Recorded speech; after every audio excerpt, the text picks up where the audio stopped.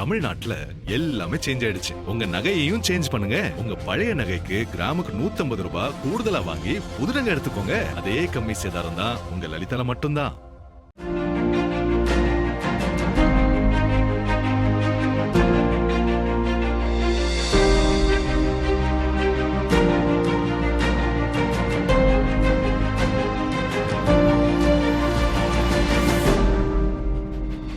இந்தியாவின் முதல் ஹைட்ரஜன் ரயிலை பிரதமர் நரேந்திர மோடி தொடக்கி வைத்தார்.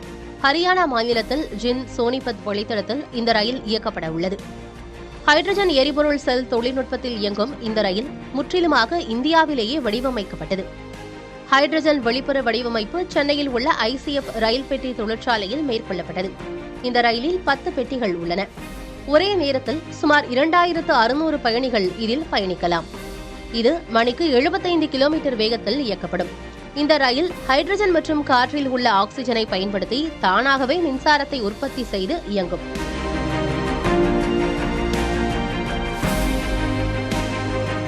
இதனால் கார்பன் உமிழ்வு இல்லாமல் நீராவி மட்டுமே வெளியேறுவதால் இது சுற்றுச்சூழலுக்கு உகந்த பசுமை ரயிலாக கருதப்படுகிறது. ஜெர்மனி போன்ற நாடுகளில் 2 முதல் 4 பெட்டிகள் கொண்ட ஹைட்ரஜன் ரயில்கள் மட்டுமே உள்ள நிலையில் 10 பெட்டிகளோடு இந்த ரயிலை இயக்கும் முதல் நாடாக இந்தியா சாதனை படைத்துள்ளது.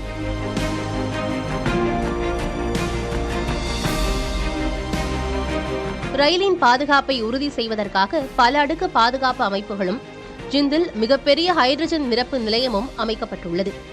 தேசிய பசுமை ஹைட்ரஜன் இயக்கம் மற்றும் நெட் ஜீரோ இலக்கை அடைவதற்கான முக்கிய முன்னெடுப்பாக இது பார்க்கப்படுகிறது.